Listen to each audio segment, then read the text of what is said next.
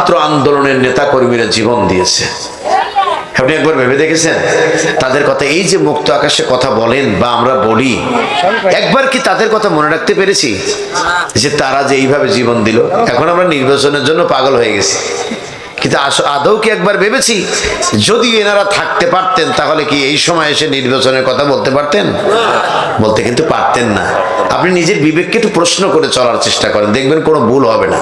ঠিক কিনা বলেন আমার বন্ধুগণ? একদিন আপনারা দেখেছেন আদালতে কামরুল সাবেক গমসর, সাবেক না জবাব না দিলে কিন্তু আমি এমনি অসুস্থ, এই জন্য আপনাদের বলছি জবাব দেন। কিশোর নাম ছিল অ্যাডভোকেট কামরুল ইসলাম ওরফে গমসর।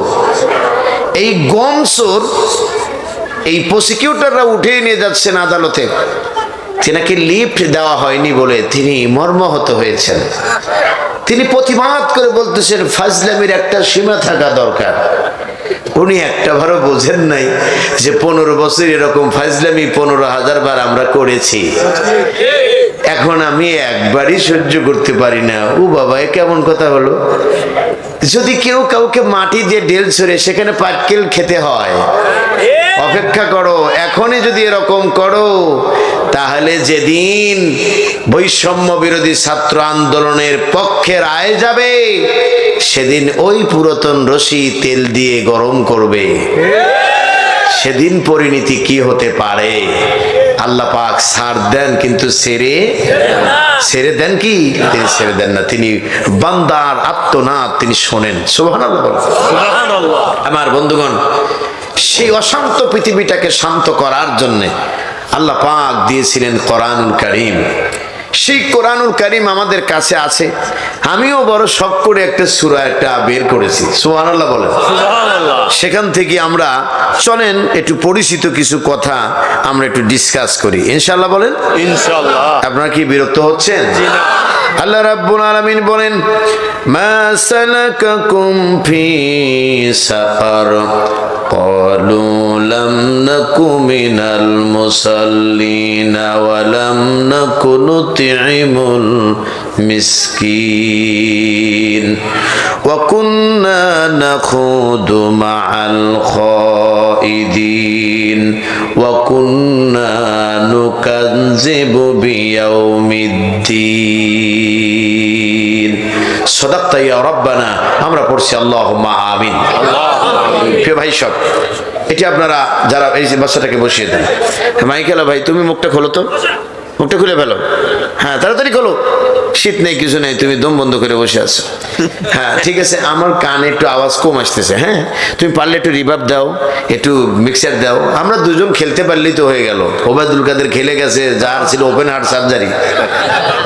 কথা কয় না, ওপেন হার্ট সার্জারি করা মানুষ, শরীরে শক্তি নাই, উঠে দাঁড়াইয়া বলতো খেলা হবে, সোজা হতে পারতো না, তাও বলতো খেলা হবে। কথা কর না কে?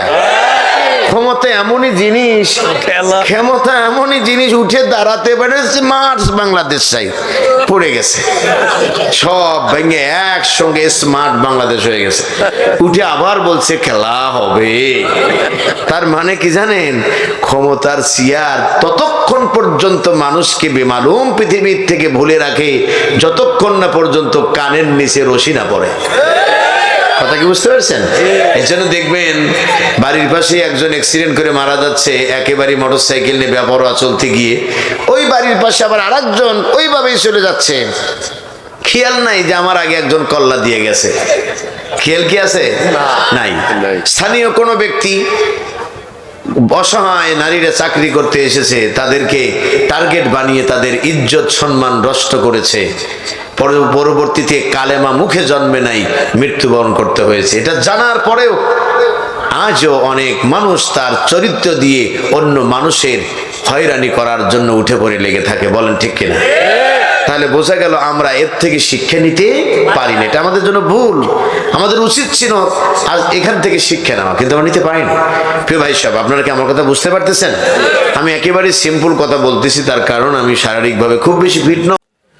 ونؤمن به ونتوكل عليه ونعوذ بالله من شرور أنفسنا ومن سيئات أعمالنا من يهده الله فلا مضل له ومن يضلله فلا هادي له ونشهد أن لا إله إلا الله وحده لا شريك له ونشهد أن محمدا عبده ورسوله الذي أرسله بالحق بشيرا ونذيرا وداعيا إلى الله بإذنه وسراجا وقمرا منيرا فقد قال الله تبارك وتعالى في كلامه المجيد وفرقانه الحميد সকলে আমার সাথে পড়ুন আউযু বিল্লাহি মিনাশ শাইতানির রাজিম বিসমিল্লাহির রাহমানির রাহিম ইন্নাল্লাহা ওয়া মালাইকাতাহু يصلون على النبي يا أيها الذين آمنوا صلوا عليه وسلموا تسليما اللهم صل على محمد وعلى آل محمد كما صليت على إبراهيم وعلى آل إبراهيم إنك حميد مجيد اللهم بارك على محمد وعلى آل محمد كما باركت على إبراهيم وعلى آل إبراهيم إنك حميد مجيد বিপ্লব মানে জীবন দেওয়া বসে থাকা নয় সে কোনো দিন আসবে না রে করো যদি ভয় বিপ্লব মানে জীবন দেওয়া বসে থাকা নয় সে কোনো দিন আসবে না রে করো যদি ভয় আসবে বিজয় রক্ত আর জীবনের বিনিময় আসবে বিজয় রক্ত আর জীবনের বিনিময় বিপ্লব মানে জীবন দেওয়া বসে থাকা নয় সে কোনো দিন আসবে না রে করো যদি ভয়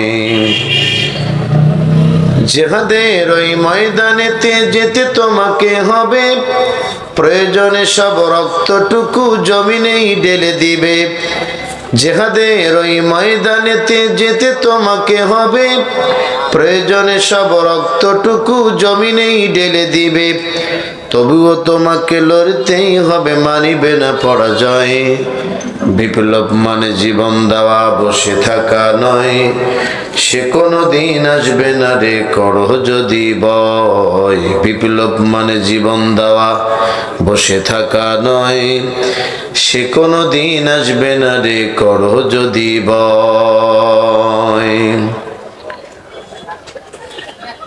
কলওয়ালা পাড়া এলাকাবাসী ও যুব সমাজের উদ্যোগে আয়োজিত মৃত ব্যক্তিদের মাগফিরাত কামনায় আয়োজিত আজকের এই তাফসীরুল কোরআন মাহফিলের মোহতারাম সভাপতিত্ব করছেন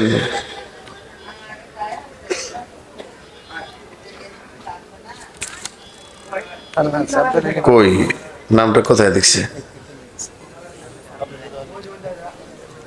সভাপতি সাহেব জি রাইট পেয়েছি আলহামদুলিল্লাহ সভাপতিত্ব করছেন জনাব আলহাজ আব্দুল আলী মাতব্বর সাহেব বিশিষ্ট সমাজসেবক উক্ত মাহফিল উদ্বোধন করেছেন জনাব তাহাজউদ্দিন মোল্লা আহ্বায়ক কাশিমপুর মেট্রো থানা স্বেচ্ছাসেবক দল সার্বিক ব্যবস্থাপনায় মোহাম্মদ আব্দুর রহমান এরশাদ মোল্লা সাবেক সহসভাপতি গাজীপুর মহানগর ছাত্র দল উক্ত মাহফিলে প্রধান অতিথি হিসেবে যিনি আমাদের কাছে আগমন করার কথা রয়েছে আপনারা সকলেই যাকে চেনেন গাজীপুর মহানগরের সংগ্রামী বিএনপির সভাপতি জনাব শওকত হোসেন সরকার, এছাড়াও অন্যান্য অতিথিবৃন্দ, সম্মানিত আলোচকবৃন্দ, যারা কথা রেখে আপনাদেরকে ধন্য করেছেন, কারি হাফেজ কারি মাওলানা ফয়জুল আলম আজিজি, মুফাসসিরে কোরআন হবিগঞ্জ সিলেট।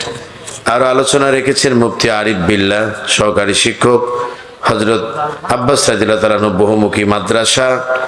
এছাড়াও যিনি আমার পূর্বে কথা বলেছেন জনাব মাওলানা মুফতি আব্দুল কাদের সন্দীপী সাহেব। দোয়া করছি সকলের জন্যে, মহান আল্লাহ তাবারক ওয়া তাআলা সকলের কণ্ঠে বরকত দেন, দ্বীন এবং কোরআনের আইন প্রতিষ্ঠার সংগ্রামে সবাইকে যার যার অবস্থান থেকে গুরুত্বপূর্ণ ভূমিকা পালন করার তৌফিক এনায়েত করেন। আমরা পড়ছি আল্লাহুম্মা আমিন। বিভিন্ন মসজিদ থেকে আগত হযরত উলামায়ে কেরাম, আমার সফর সঙ্গী যারা এসেছেন এবং বিশেষ করে আমার সামনে উপস্থিত ঐতিহ্যবাহী শিল্প এলাকা, গাজীপুর মহানগরের অন্যতম একটি শিল্প এলাকা, এটি আমরা যেটাকে ৬ নং ওয়ার্ড না ৩ নং ওয়ার্ডের এক অংশ, এবং আশা করি ৬ নং ওয়ার্ড থেকেও জনগণ এখানে এসেছেন। বিভিন্ন পেশায় নিয়োজিত কর্মজীবী এবং বিভিন্ন পেশায় জড়িত ভাই এবং বোনেরা, সকলে সেই মহান তাবারক ওয়া তাআলার প্রশংসা করছি, যিনি আজকের এই কোরআনের মাহফিলে আমাদেরকে পরিবেশটা করে দিয়েছেন কোরআন থেকে কিছু কথা শোনার জন্যে। সবচেয়ে অবাক করা বিষয় হচ্ছে এখানে লেখা আছে তাফসিরুল কোরআন মাহফিল। এটি লেখা যে কত বড় যুদ্ধের ব্যাপার ছিল বিগত বছরগুলোতে, এটি যারা আয়োজন করেছেন তেনারাই ভালো জানেন। সিলেটের একটি মাহফিলের কথা আমার হঠাৎ করে মনে পড়ে গেল। আমি গিয়ে দেখি আমার নামটা লেখা হয়েছে একটা সুন্নি পোস্টারের মধ্যে। তো আমি অবাক হয়ে জিজ্ঞাসা করলাম যিনি দাওয়াত করেছেন যে আসলে আমাকে কোন গ্রুপে ফেলেছেন আপনি, আমি তো বুঝতে পারতেছি না আসলে কোন গ্রুপে আমি আছি, উপরে নিচে না মাঝখানে। উনি বললেন যে আপনি খাওয়া দাওয়া করেন, পরে বুঝে বলতেছি, এরকমই কিছু হয়তো বললেন। নিয়ে গিয়ে বলতেছেন যে হুজুর ওয়াজ মাহফিল লিখলো বিপদ, তাফসীর মাহফিল লিখলে তো কোনো কথাই নেই, সেখানে একেবারেই মৌলবাদের গন্ধ। আর না পেরে আপনাকে আনার বড় ইচ্ছা, এই জন্য সুন্নির ভিতর ঢুকাই দিছি যাতে কোনো বাধা না আসে। একেবারে পোস্টারটা আমি দেখে তাকায় রইলাম, সর্বনাশ, এইভাবে কৌশল অবলম্বন করা হয়েছে যেখানে বাংলাদেশের মানুষ আমরা প্রায় 92% মুসলমান। লজ্জা এবং আমি মনে করি আমাদের ব্যর্থতা রাখার কোনো জায়গা নেই, আছে কি বলেন? নাই। প্রিয় ভাই সাহেব, যে মহান মনিব এই অন্ধকারের অমাবস্যা কালো রাত দূর করে সুবহে সাদিকের মতো একটি সকাল আমাদের উপহার দিয়েছিলেন, আমরা পেয়েছিলাম একেবারেই পরন্ত বিকেল, যেখান থেকে আমরা দীর্ঘ নিঃশ্বাস ফেলেছিলাম। আমরা যারা মাজলুম তারা মহান আল্লাহর কাছে 2 রাকাত নামাজ পড়ে সেজদায় অবনত হয়েছিলাম, ঠিক কিনা বলেন? 5 তারিখে যখন বিদায় নিচ্ছিলেন বাংলাদেশের এক কিংবদন্তি আল্লাহর ওলি, যিনি যখন চলে যাচ্ছিলেন মনে হচ্ছিল যেন এই বিদায় দেখার জন্য কোটি কোটি মানুষ অধীর আগ্রহে তাকিয়ে আছে।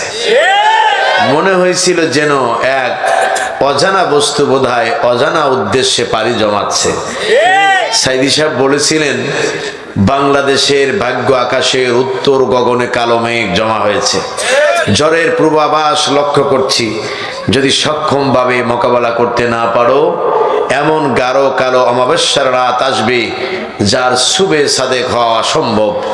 সেই অমাবস্যার কালো রাত ছিলেন বাংলাদেশের তথাকথিত নামদারি রাবেয়া বসরি, যিনি তাহাজ্জুদ পড়তেন এবং সাথে সাথে তসবিহ টিপতেন, মাথায়ও পট্টি ছিল, সকাল বিকাল নাকি কোরআনও পড়তো।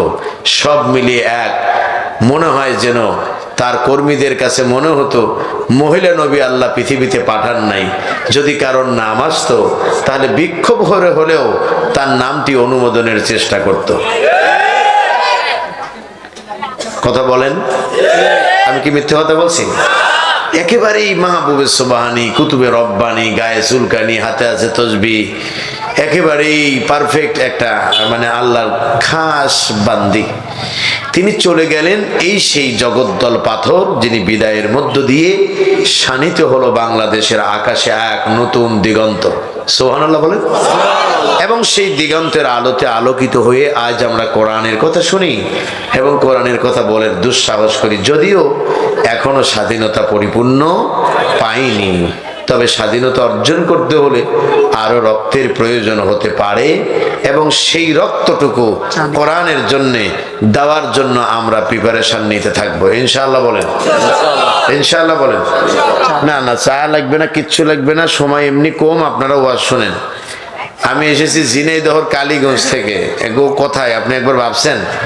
সেখান থেকে এসেছি আমার আগামীকালের প্রোগ্রাম 16 তারিখে চট্টগ্রামের লোহাগড়া উপজেলা। সুতরাং আমাকে মানে আপনার মতো এত সুখী মনে হচ্ছে না, যদিও ফিটফাট, ভিতরে হয়তো সদরঘাট। তার কারণ আজকে ৭৬তম রাত্রি, একটানা রাত্রি জাগা। এর মধ্য দিয়ে প্রোগ্রামে অ্যাটেন্ড করেছি, রাজনৈতিক প্রোগ্রাম বাদে, জুমার নামাজ বাদেও প্রায় ৯২টি। তাহলে এর মধ্য দিয়ে আর কত চলবে আপনি বলেন? তারপরও সুস্থ রেখেছেন কে? আমি চাচ্ছি, কর্তৃপক্ষকে আমি অবগত করেছি যে আমি আমার নির্ধারিত কক্ষপথে হাঁটবো এবং কক্ষপথে অতিক্রম করে চলে যাব ইনশাআল্লাহ। ইনশাআল্লাহ বলেন। প্রিয় ভাই সব, সে মহান আল্লাহ তাআলার প্রশংসা করছি। একটু আওয়াজ দিয়ে পড়তে হবে আলহামদুলিল্লাহ। পড়ুন সবাই, রব্বানা লাকাল হামদ হামদান কাসীরান তাইয়িবান মুবারাকান ফীহি। লক্ষ কোটি দরুদ এবং সালাম বর্ষিত হোক আমাদের একান্ত প্রিয় নবী, প্রিয় রাসূল, প্রাণ প্রিয় নেতা সাইয়্যিদুল মুরসালিন রাহমাতাল লিল আলামিন খাতামান নাবিয়্যিন, যিনি আমাদের নেতা। আমরা এমন একজন নেতার অনুসরণ করি যিনি সব সময় তিনি নিরপেক্ষ হয়ে জাতি ধর্ম বর্ণ নির্বিশেষে সকলের অধিকারের কথা তিনি বলতেন। তিনি হলেন সাইয়্যিদুল মুরসালিন, তিনি সকল নবীদের নেতা। সুবহানাল্লাহ বলেন।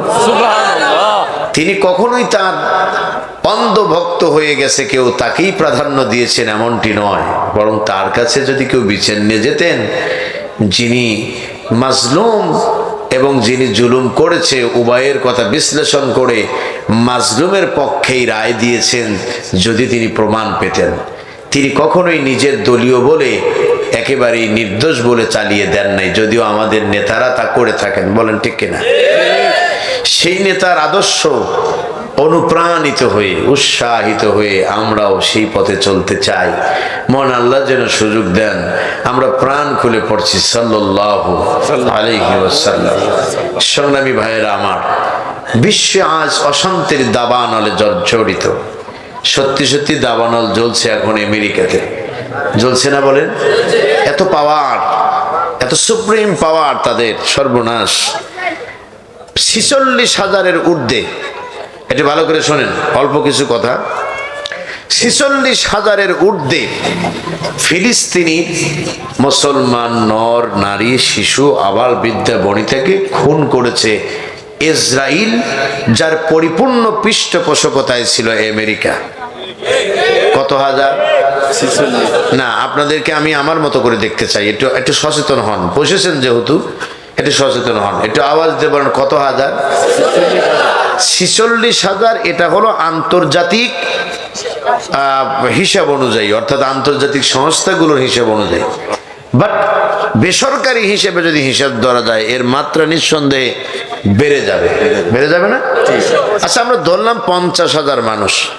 আচ্ছা বলেন তো দেখি, ৫০,০০০ মানুষকে হত্যা করে যারা এক আনন্দে পৈশাচিক নির্যাতন করে যারা আনন্দ উৎসব করে, মহান আল্লাহ কি এই পৃথিবীর মানুষের আত্মনাদ তার আরশে আজিমে পৌঁছে না? বলেন পৌঁছে। আপনার কাছে কেমন লাগছে আমি জানি না, একবার অনুভব করেন তো। ৫০,০০০ মানুষ একটি জনপদ থেকে যাদের গুলি করে, যাদেরকে বোম্বিং করে, রকেট হামলা করে, টিয়ার সেল মেরে, কত কিছু করে, দর্শন করে তাদের হত্যা করেছে, খুন করেছে। আর এর পরিপূর্ণ পৃষ্ঠপোষকতায় ছিল কারা? আমেরিকা। এটা আওয়াজ দিয়ে বলেন কারা? আমাদের দেশেও নির্যাতন হয়েছে, কয়েকদিনের নির্যাতনে আমার দেশের প্রায় 3000-এর কাছাকাছি ছাত্র আন্দোলনের নেতা কর্মীরা জীবন দিয়েছে। আপনি একবার ভেবে দেখেছেন তাদের কথা? এই যে মুক্ত আকাশে কথা বলেন বা আমরা বলি, একবার কি তাদের কথা মনে রাখতে পেরেছি যে তারা যে এইভাবে জীবন দিল? এখন আমরা নির্বাচনের জন্য পাগল হয়ে গেছি, কিন্তু আদৌ কি একবার ভেবেছি যদি এনারা থাকতে পারতেন তাহলে কি এই সময় এসে নির্বাচনের কথা বলতে পারতেন? বলতে কিন্তু পারতেন না। আপনি নিজের বিবেককে একটু প্রশ্ন করে চলার চেষ্টা করেন, দেখবেন কোনো ভুল হবে না। ঠিক কিনা বলেন আমার বন্ধুগণ? আরেকদিন আপনারা দেখেছেন আদালতে কামরুল সাবেক গোমসর, না জবাব না দিলে কিন্তু আমি এমনি অসুস্থ, এই জন্য আপনাদের বলছি জবাব দেন। কিশোর নাম ছিল অ্যাডভোকেট কামরুল ইসলাম ওরফে গোমসর। এই গোমসর এই প্রসিকিউটররা উঠিয়ে নিয়ে যাচ্ছেন আদালতে, তিনাকে লিফট দেওয়া হয়নি বলে তিনি মর্মাহত হয়েছেন। তিনি প্রতিবাদ করে বলতেছেন ফাজলামির একটা সীমা থাকা দরকার। উনি একটা বারও বোঝেন নাই যে 15 বছর এরকম ফাজলামি 15,000 বার আমরা করেছি। এখন আমি একবারই সহ্য করতে পারি না। ও বাবা, এ কেমন কথা হলো? যদি কেউ কাউকে মাটি দিয়ে ডেল ছড়ে সেখানে পাটকেল খেতে হয়, অপেক্ষা করো। এখনই যদি এরকম করো তাহলে যেদিন বৈষম্য বিরোধী ছাত্র আন্দোলনের পক্ষে রায় যাবে সেদিন ওই পুরাতন রশি তেল দিয়ে গরম করবে। সেদিন পরিণতি কি হতে পারে? আল্লাহ পাক ছাড় দেন কিন্তু ছেড়ে দেন কি? তিনি ছেড়ে দেন না। তিনি বান্দার আত্মনাদ তিনি শোনেন। সুবহানাল্লাহ। আমার বন্ধুগণ, সেই অশান্ত পৃথিবীটাকে শান্ত করার জন্য আল্লাহ পাক দিয়েছিলেন কোরআনুল কারীম। সেই কোরআনুল কারীম আমাদের কাছে আছে। আমিও বড় শখ করে একটা সূরা বের করেছি। সুবহানাল্লাহ বলেন। সেখান থেকে আমরা চলেন একটু পরিচিত কিছু কথা আমরা একটু ডিসকাস করি, ইনশাআল্লাহ বলেন। ইনশাআল্লাহ। আপনারা কি বিরক্ত হচ্ছেন? আল্লাহ রাব্বুল আলামিন বলেন, মা সালাকাকুম ফি সাকার قالوا لم نك من المصلين ولم نك نطعم المسكين وكنا نخوض مع الخائضين وكنا نكذب بيوم الدين সদাক্তা ইয়া রব্বানা। আমরা পড়ছি আল্লাহুম্মা আমিন। প্রিয় ভাই সব, এটি আপনারা যারা এই বাচ্চাটাকে বসিয়ে দেন। মাইকেলা ভাই, তুমি মুখটা খোলো তো, মুখটা খুলে ফেলো। হ্যাঁ, তাড়াতাড়ি খোলো, শীত নেই কিছু নেই, তুমি দম বন্ধ করে বসে আছো। হ্যাঁ ঠিক আছে, আমার কানে একটু আওয়াজ কম আসতেছে। হ্যাঁ, তুমি পারলে একটু রিভার্ব দাও, একটু মিক্সার দাও। আমরা দুজন খেলতে পারলেই তো হয়ে গেল। ওবায়দুল কাদের খেলে গেছে, যার ছিল ওপেন হার্ট সার্জারি, কথা কয় না। ওপেন হার্ট সার্জারি করা মানুষ, শরীরে শক্তি নাই, উঠে দাঁড়াইয়া বলতো খেলা হবে, সোজা হতে পারতো না, তাও বলতো খেলা হবে। কথা কর না কে? ক্ষমতা এমনই জিনিস, ক্ষমতা এমনই জিনিস, উঠে দাঁড়াতে পারে মার্চ বাংলাদেশ চাই পড়ে গেছে, সব ভেঙে একসঙ্গে স্মার্ট বাংলাদেশ হয়ে গেছে। উঠে আবার বলছে খেলা হবে। তার মানে কি জানেন? ক্ষমতার চেয়ার ততক্ষণ পর্যন্ত মানুষকে বেমালুম পৃথিবীর থেকে ভুলে রাখে যতক্ষণ না পর্যন্ত কানের নিচে রশি না পড়ে। কথা কি বুঝতে পারছেন? এই জন্য দেখবেন বাড়ির পাশে একজন অ্যাক্সিডেন্ট করে মারা যাচ্ছে, একেবারে মোটরসাইকেল নিয়ে বেপরোয়া চলতে গিয়ে, ওই বাড়ির পাশে আবার আরেকজন ওইভাবেই চলে যাচ্ছে, খেয়াল নাই যে আমার আগে একজন কল্লা দিয়ে গেছে। খেয়াল কি আছে? নাই। স্থানীয় কোনো ব্যক্তি অসহায় নারীরা চাকরি করতে এসেছে, তাদেরকে টার্গেট বানিয়ে তাদের ইজ্জত সম্মান নষ্ট করেছে। পরবর্তীতে কালেমা মুখে জন্মে নাই, মৃত্যুবরণ করতে হয়েছে। এটা জানার পরেও আজও অনেক মানুষ তার চরিত্র দিয়ে অন্য মানুষের হয়রানি করার জন্য উঠে পড়ে লেগে থাকে। বলেন ঠিক কিনা? তাহলে বোঝা গেল আমরা এর থেকে শিক্ষা নিতে পারি না। এটা আমাদের জন্য ভুল। আমাদের উচিত ছিল আজ এখান থেকে শিক্ষা নেওয়া, কিন্তু আমরা নিতে পারিনি। প্রিয় ভাই সাহেব, আপনারা কি আমার কথা বুঝতে পারতেছেন? আমি একেবারে সিম্পল কথা বলতেছি, তার কারণ আমি শারীরিকভাবে খুব বেশি ফিট নই। আমি আপনাদের জ্ঞাতার্থে একটি কথা বলছি। এবছরে আমার জানা মতে এবছরে তো কয়টা মাহফিল হয়েছে, আপনারা যারা সারা দেশে মাহফিল করেন তাদেরকে তো খুঁজে পাওয়াই বড় কঠিন, কিন্তু সারা দেশে নয়, আগামী বছর থেকে মনে রাখবেন অগণিত কোরআনের মাহফিল হবে এবং কোরআনের এই ছোট ছোট মাহফিলগুলো দিয়ে এদেশের কোরআনের আইন প্রতিষ্ঠার সংগ্রামের অংশে তারা অনেক বড় ভূমিকা পালন করবে ইনশাআল্লাহ। ইনশাআল্লাহ বলেন। আমরা কি আর কোনো বাধাকে ভয় পাই? ইনশাআল্লাহ বলেন। কোনো বাধাই মুসলমানকে ডিঙিয়ে রাখতে পারে নাই, তার কারণ মুসলমানরা সব কিছু অতিক্রম করে সামনের দিকে এগিয়ে যাবে, এটি আল্লাহ পাকের ওয়াদা। তিনি কেউ ঠেকাতে পারবে না পৃথিবীতে মুসলমানদেরকে। আজকে যারা আমাদেরকে হেয় প্রতিপন্ন করেছিল, আমি গতকাল, বিশ্বাস করবেন না, পার্সোনাল কথা বলি, কিছু মাইন্ড করেন না। গতকাল যখন আমি মাগুরা জেলা পার হচ্ছিলাম, মাগুরা জেলা নাম শুনছেন তো না? মাগুরার বায়নামন নামে একটা জায়গা আছে, যারা ওই অঞ্চলে মানুষ তারা ভালো জানবেন। এই বায়না মোড়ে যাওয়ার আগেই একটা মিছিল দেখতে পেলাম। কি দেখতে পেলাম? মিছিল। তো মিছিলে ঘোষণা হচ্ছে আমিরে জামাতের আগমন, শুভেচ্ছার স্বাগতম। উপর দেখি বড় একটা ফেস্টুন দেওয়া, আগামী কাল সকাল 9টায় অর্থাৎ 16 তারিখ তিনি আগমন করছেন নোমানী ময়দানে। অবাক করা তথ্য হলো যে পুলিশ এদের মিছিল দেখলে যে কোনো জায়গায় লাঠি চার্জ করে তাদেরকে ছত্রভঙ্গ করতো আর মারত। আজ 3 গাড়ি পুলিশ সেই মিছিলকে পাহারা দিচ্ছে। না সুবহানাল্লাহ বাড়ি যা বলেন। হ্যাঁ, তাহলে এই 16 বছর যেখানে ঘরের ভিতরে প্রোগ্রাম করতে পারলেন না, আর বক্তারা জীবনের রিস্ক নিয়ে মাহফিলে এই কথাগুলো জাতিকে বলে বলে জাতিকে চাঙ্গা করে রেখেছিলেন, বলেন ঠিক কিনা? ঘরের ভিতরে প্রোগ্রাম করলেও ধরে নিয়ে যেত জঙ্গি বলে, আর সেই জায়গায় প্রকাশ্যে কথা বলেছে আলেমরা। আপনি এটা কোন চোখে দেখবেন মিয়া? আপনার একটি বিবেক থাকতে হবে যে না, আসলে একটি কঠিন একটি বিষয়। আমার বন্ধুগণ, আল্লাহ রাব্বুল আলামিন এই সূরাটি তার মানবতার বন্ধুর উপরে নাজিল করেছিলেন তার মক্কা জীবনে। এই সূরা কখন নাজিল হলো সেই বিষয় নিয়ে কয়েকটি কথা বলি, আমরা আমাদের তেলাওয়াতকৃত আয়াতে চলে যাব ইনশাআল্লাহ। বলেন ইনশাআল্লাহ। আল্লাহ পাক যেন তৌফিক এনায়েত করেন। একটু আওয়াজ দিয়ে বলেন আল্লাহুম্মা আমিন। মানবতার নবীর উপরে আপনারা সকলেই জানেন কোরআন শরীফের প্রথম যে সূরাটা নাজিল হয়, এই সূরাটার নাম হলো সূরা আলাক। একটু আওয়াজ দিয়ে বলেন সূরার নাম কি? এই সূরার প্রথম কয়টি আয়াত যেন নাজিল হয় বলেন তো? 5টি আয়াত। এই তো আপনারা অনেক কিছুই জানেন। 5টি আয়াত নাজিল হয়। হেরা গুহায় নবীজি আমার ধ্যানমগ্ন ছিলেন, জিবরাইল আমিন এসে তার কাছে নাজিল করে দিলেন। বিশ্ব নবীকে অনেক বড় কাহিনী, এই জায়গায় কাহিনী বলবো না। মানবতার নবীকে বলা হলো নবীজি আপনি পড়েন ইকরা বিসমি রাব্বিকাল্লাযী খলাক খলাকাল ইনসানা মিন আলাক। এই যে আয়াত নাজিল হলো, হে নবী আপনি পড়েন আপনার প্রভুর নামে যিনি আপনাকে সৃষ্টি করেছেন। জোরে বলেন সুবহানাল্লাহ। এই দিয়ে শুরু হলো। তবে আমি এইখানে একটা যৌক্তিক কথা আপনাদের মাথায় দিয়ে দেই। কোরআন শরীফ নাজিল হওয়ার আগেই প্রথম শব্দ আল্লাহ পাক মনোনীত করেছিলেন পড়ো দিয়ে।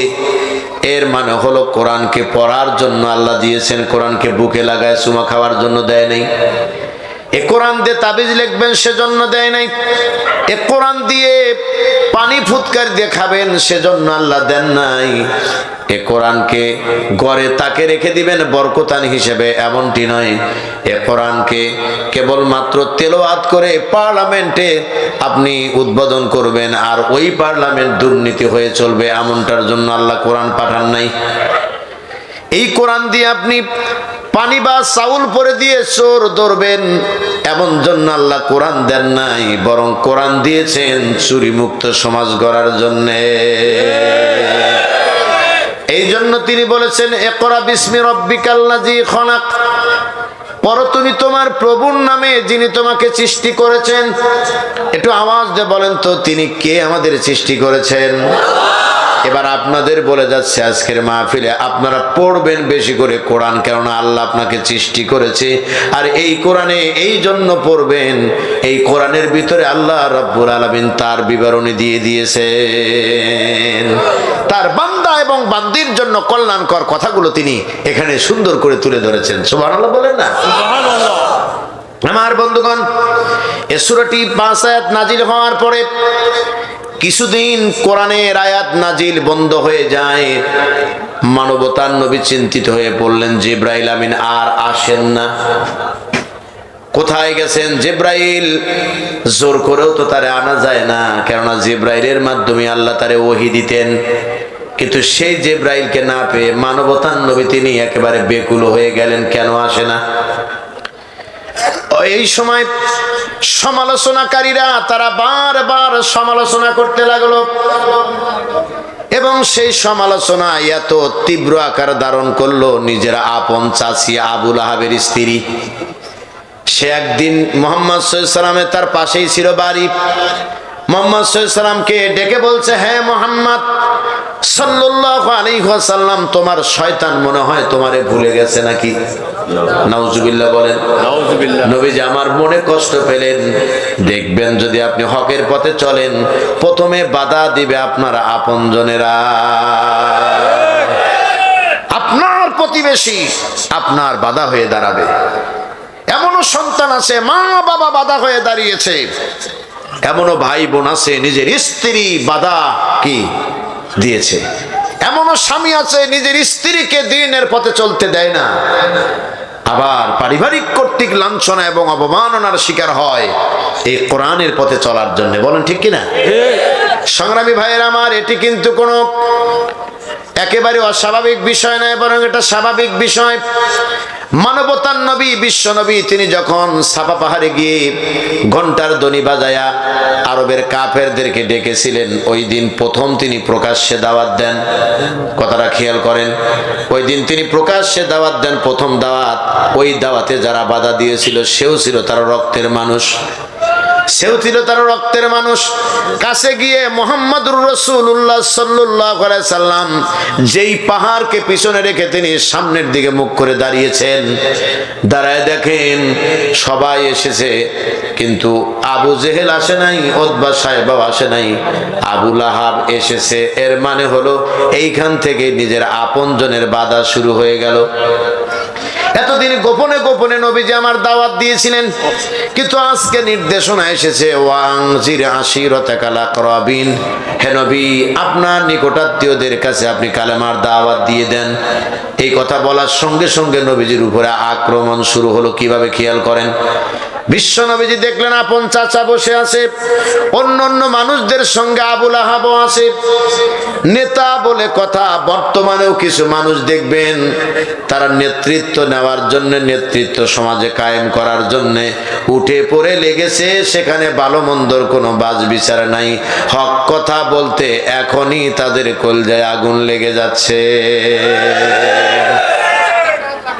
আবু লাহাব জানে যে আমার ভাতিজা যদি এই নবুয়তির দাওয়াত বাস্তবায়ন করে এ সমাজ যদি গঠন করতে পারে, তাহলে আমাদের মতো আবু জেহেলদের কোনো অস্তিত্ব এবং কর্তৃত্ব থাকবে না।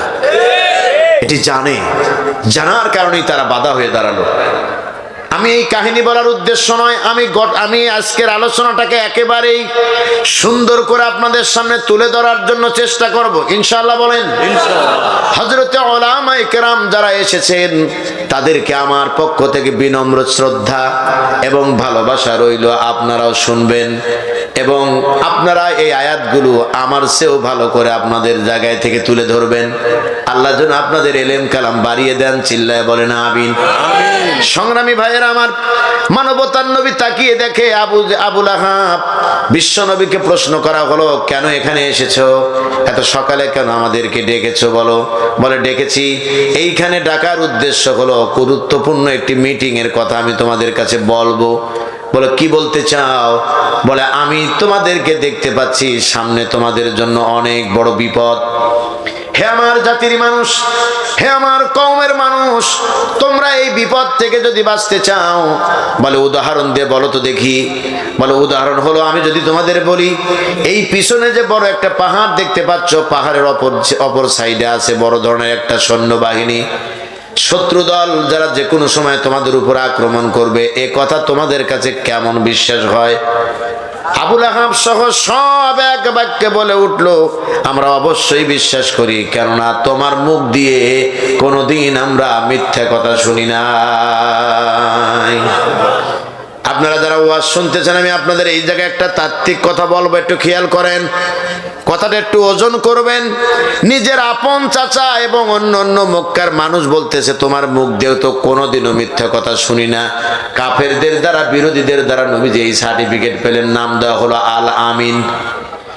এই আল আমিন উপাধি পাওয়া ব্যক্তিটা যখন তার 1 মিনিট পর নয় যেই বলে ফেলেছে, তাহলে তোমরা শোনো, আমি দেখতে পাচ্ছি তোমাদের জন্য আযাব, ইন্নী নাযীরুল লাকুম মিন বাইনি ইয়াদাইয়া মিন আযাবিন শাদীদ।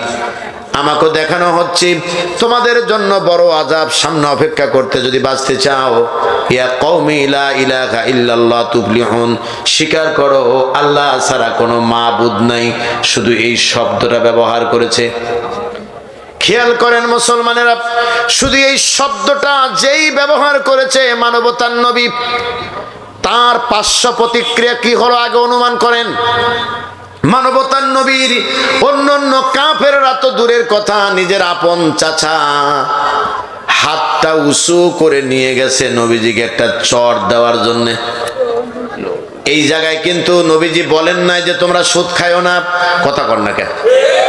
আপনারা কি আমার কথা বিরক্ত হচ্ছেন? কথাগুলো তো আমাদের নতুন কথা, কিন্তু আমাদের জানার অনেক বাকি, বিশেষ করে আরো আমল করার অনেক বাকি। এই জায়গা কিন্তু মক্কায় নবীজি প্রথমে দাওয়াত দিতে যা বলেন নাই যে এই সমাজে সুদ আছে, সুদ মুক্ত করতে হবে। এই সমাজে নারীর অধিকার নাই, নারীর অধিকার প্রতিষ্ঠিত করতে হবে, এই কথা নবীজি বলেন নাই। এবং বিশ্ব নবীজি তিনি এ কথাটাও বলেন নাই তোমরা যে গোত্রপ্রীতি এবং গোত্র ভালোবাসা আছে এটা পরিহার করে ইসলাম প্রীতি হতে হবে, এটাও তিনি বলেন নাই। কোনটাই বললেন না, শুধু বললেন লা ইলাহা ইল্লাল্লাহ তুফলিহুন, মুহাম্মাদুর রাসূলুল্লাহ বলেন নাই। এতটুকু কথা বলাতেই নিজের আপন চাচা চর উঁচু করে নিয়ে গেছে। একবার অনুমান করে দেখেন তো এই কালেমার অর্থ কত গভীর হলে আবু লাহাবরা এইভাবে তার উপরে আক্রমণের জন্য দাঁড়ায় যেতে পারে। অথচ সেই একই কালেমা আমার দেশে ভিক্ষুকরা ভিক্ষা করে, আমার দেশের কেউ বা জিকির করতে করতে সামিয়ানা ছেড়ে, কেউ বা আবার এই কালেমা দিয়ে তসবি পড়ে, কেউ বা আবার সকালবেলা পিটি প্যারেড করে হাঁটে, কেউ বা আবার তসবি আকারে পড়ার পরে, কেউ বা আবার সারাদিন ঘুরে ঘুরে 2-4 বার পড়ে, আবার কেউ বা আবার এই কালেমার কথা বলতে যায় ফাঁসির মঞ্চে দাঁড়ায় যায়। এরপরেও বাতিল তাদেরকে ছেড়ে দেয় না, এদের ফাঁসি দেওয়ার পরেও জুতা দিয়ে তাদের লাশের গাড়িতে ঢেল দেওয়া হয়। কথা বলেন না কেন মিয়া? সংগ্রামী ভাইয়েরা আমার, কথাটা অনুধাবন যোগ্য। জীবনে বহু ওয়াজ শুনেছি, বহু ওয়াজ করেছি, তবে আমাদের জানার অনেক বাকি রয়েছে। যে কথাটি বলতে চেয়েছিলাম, মানবতার নবী তিনি হেরার আলোতে তিনি আসলেন, হেরা গুহায় তিনি দাওয়াতের তিনি দাওয়াত পেলেন আল্লাহর কাছ থেকে। ইকরা বিসমি রাব্বিকাল্লাযী খলাক, পড়ো তুমি তোমার প্রভুর নামে যিনি তোমাকে সৃষ্টি করেছেন। এই কথা বলার পরে কয়েকদিন বন্ধ ছিল ওয়াজ, মনে আছে তো? নিজের আপন চাচি আবু লাহাবের স্ত্রী বলল, তোমার শয়তান তোমার মনে হয় ভুলে গেছে। নাউযুবিল্লাহি মিন যালিক। নবীজি আমার মাথা নিচু করে বড় চিন্তিত হয়ে তিনি রাস্তায় ঘোরাঘুরি করেন। উপর দিকে তাকান না, এদিকে তাকান না, এদিকে তাকান না, শুধু মাথাটা নিচু করে নবীজি আমার একটু ঘোরাঘুরি করেন। হাঁটতে হাঁটতে হঠাৎ করে বিকট একটা শব্দ শুনতে পেলেন, যা ইতিপূর্বে তিনি শোনেন নাই। অমনি তিনি হঠাৎ করে মাথা উপর দিকে দিয়ে দেখে আল্লাহ রাব্বুল আলামিন যে ফেরেশতা দিয়ে তারে ওহী দিয়েছিলেন, ওই ফেরেশতা আসমান এবং জমিনের মাঝখানে কুরসির উপরে দাঁড়িয়ে বসে আছে। সুবহানাল্লাহ বললেন না? একেবারে বিশাল আকৃতি। নবীজি যেই দেখেছেন ভিতরে আতঙ্কিত ভাব সৃষ্টি হয়ে গেল। আতঙ্কিত ভাব যখন নবীজির সৃষ্টি হয়ে গেছে, তাড়াহুড়ো করতে গেলে কিন্তু মানুষ পড়ে যায় অনেক সময়। নবীজি ঘুরে যেই বাড়ির দিকে রওনা দিবেন, এই নবীজি পড়ে গেলেন। তাফসীর ইবনে কাসিরে লেখা হয়েছে নবীজি পড়ে যাওয়ার পরে আবার উঠে দাঁড়ালেন। দাঁড়ায়া নবীজি আমার মাথা এই যে নিচু করেছেন, আর তিনি উপর দিকে উঠান না, না উঠাইয়া তিনি রওনা দিলেন, ঘরের ভিতরে গেলেন। ঘরের মানুষজনকে ডেকে বললেন, তোমরা কারা আছো? আমাকে ধরো, আমাকে চাদর দিয়ে আবৃত করো, কেননা আমি আশঙ্কিত। আমি যা দেখেছি তোমরা তা দেখো নাই। আমার জীবনে মনে হচ্ছে আমি শেষ হয়ে যাব, আমারে ভালো করে ধরো তোমরা। ধরার পরে নবীজি আমার যেই চাদর তিনি মুড়ি দিয়েছেন, চাদরটা মাথার উপরে দিয়ে দিয়ে ঢেকে দিয়ে নবীজি শুয়ে পড়েছেন। আল্লাহ পাক জিবরাইলকে পাঠায় দিয়েছে, ওই কুরসিতে যিনি বসেছিলেন ওই জিবরাইল আজকে এসে হাজির হয়েছে। চিল্লায় বলেন সুবহানাল্লাহ। এসে আল্লাহর নবীকে আল্লাহ পাক ডেকে বলছেন, ইয়া আইয়ুহাল মুদ্দাসসির, হে বস্ত্রাবৃত নবী, হে চাদর মুড়ি দেওয়া নবী। কথা কন না কেন? হে চাদর মুড়ি দেওয়া নবী, কুম ফাংজির, ওঠো, দাঁড়িয়ে যাও, তোমার রবের পক্ষ থেকে ভীতি প্রদর্শন করো। এবার দেখেন কত বড় বিপদ। শুধু তো খালি ওয়াজ শোনেন, কোন বক্তার কণ্ঠ কেমন, কে কেমন ডিমান্ডের বক্তা, কে কত টাকা আসলো, কে কত লাখ মানুষ হলো, এই হলো আমাদের জল্পনা কল্পনা। কিন্তু একবার ভাবেন তো এই আয়াতে কি বুঝলেন? একটু আগে যে লোকটা হীনমন্যতায় কলিজার ভিতরে ভয় নিয়ে ভীতি নিয়ে যে লোকটা বিছানায় শুয়ে পড়েছেন, তারে ডেকে উঠাইছেন আল্লাহ জিবরাইলকে দিয়ে, ওঠেন, শুয়ে আছেন কেন? আপনাকে তো শুয়ে থাকার জন্য দেওয়া হয় নাই। আল্লাহু আকবার বললেন না? আপনাকে তো শুয়ে থাকার জন্য দেওয়া হয় নাই। ওঠেন, উঠতে হবে। শুধু উঠবেনই না, দাঁড়ায়া থাকবেন। এবং যে জাতির মানুষ আপনাকে বলেছে আপনার শয়তান আপনাকে নাকি ভুলে গেছে, ওই জাতির মানুষের কাছে আবার সতর্কতার দাওয়াত পৌঁছায় দিতে হবে। কথার ওজনটা আপনারা এখনো বোঝেন না, আমি বোঝার জন্য বলছি। ওয়াজ করায় কোনো লাভ নাই যদি আপনি না বোঝেন। আল্লাহর নবীকে আল্লাহ পাক ডেকে বলছেন, একটু আগে যারা আপনাকে মারতে চেয়েছে, ধরতে চেয়েছে, আর কোনো কথা বলা যাবে না। চাদর মুড়ি দিয়ে শুয়ে পড়ছেন কেন? উঠে দাঁড়ান। এইবার আপনার রবের বরত্ব ঘোষণা করবেন, ভয় দেখাবেন, ওয়া রাব্বাকা ফাকাব্বির, এবং আপনার প্রভুর বরত্ব ঘোষণা করেন, স্লোগান দেন, আল্লাহু আকবার। প্রভুর বরত্ব ঘোষণা করো, আর কারোর কাছে কোনো স্যালেন্ডার নয়। এবার দাঁড়িয়ে বলতে হবে, এ মক্কায় আমার আল্লাহ সুবহানাহু ওয়া তাআলার বিধানের কথা প্রচার করা হবে। বলেন ঠিক কিনা? অবাক লাগে বাংলাদেশের বিষয়টা কিছু নিয়ে কথা বলতে গেলে আমার বলতে হয়। অনেক জায়গায় বলা হয়, হুজুর রাজনীতির কোনো কিছু বলেন না। কিন্তু আমি তাদেরকে বলেছি, আজও পর্যন্ত কোরআন পড়ার পরেও যদি কেউ রাজনীতি না বোঝে, তার না পড়াই ভালো। কথা কর না কেন? মুসলমান ঘরে জন্ম নিয়ে কোরআন হাদিস দিয়ে দেশ এবং সমাজ চলবে, এটা যদি রাজনীতি মনে করে, কপাল পোড়া জাতি। ওরে জানাজাও দরকার নাই, এমনি কবরে দিলেই বিপদ। সংগ্রামী ভাইরা আমার, বাংলাদেশে ঘটে যাওয়া কয়েকটা কথা আমার জন্য বলবো। এক নাম্বার হলো, কাজীপুরে যখন মাহফিলে গেলাম, কাজীপুরে সিরাজগঞ্জের বহু মানুষ আছেন না নাই? সাবেক স্বাস্থ্যমন্ত্রী মোহাম্মদ নাসিম এম মনসুর আলীর কি ছেলে। এই এলাকায় মাহফিলে গিয়েছি, 3 দিন ব্যাপী ঢেকুরিয়া যুব কল্যাণ পরিষদের মাহফিল। সেই মাহফিলে যাওয়ার পরে লোকজন আমাকে বলল, ভাইজান একটা কথা বলবো মঞ্চে ওঠার আগে। বললাম, কি বলো? বলে, টানা 15 বছর এই স্বৈরাচারেরা এই বাংলায় দাঁড়ায়া আমার